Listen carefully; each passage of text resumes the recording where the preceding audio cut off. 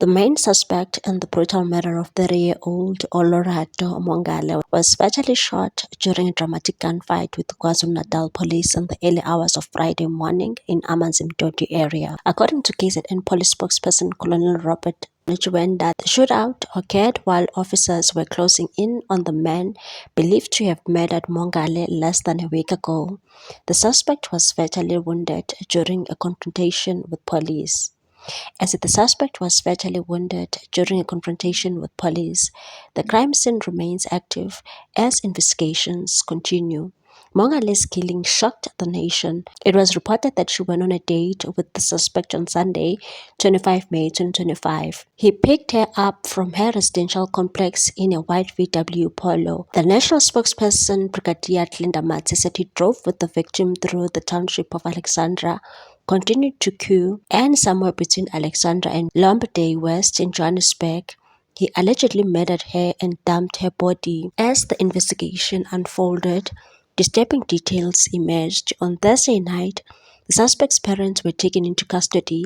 His father, who owns the VW Polo used in the crime, was arrested, while his mother faces charges of defeating the ends of justice after allegedly warning her son that the police were closing in. KZN Provincial Commissioner Lieutenant General Ndlam Kwanazi confirmed that a significant catch of suspicious items were discovered in the suspect's possession at the time of his death. Among the items recovered were more than 28 identity cards, over 20 cell phones, and a locked safe. He said, "We believe the suspect was involved in a wider criminal operation. It's clear he was not acting alone, and our investigation is far from over." He further revealed that the suspect's mother tipped him off after his father disclosed his whereabouts to authorities. Police say more arrests could follow as they delve deeper into the network surrounding the suspect. As Mogale's family prepares to lay her to rest, the country continues to mourn the loss of another young woman to gender-based violence, a scourge that continues to haunt South Africa.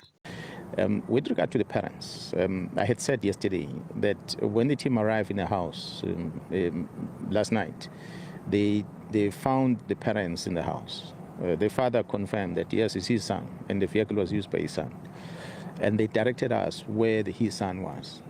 And when the team moved into the place towards Inanda area, where it was alleged that the son was at, they arrived there and they found someone who then reported to the police that 20 minutes before the police arrival, the son was there and he had received a call from his mother that the police were looking for him and they were at home. And therefore he called someone to come and pick him up, and was picked up by a grey Polo vehicle, and he left. What's your take on this one, people? Thanks for watching. Please subscribe for more news.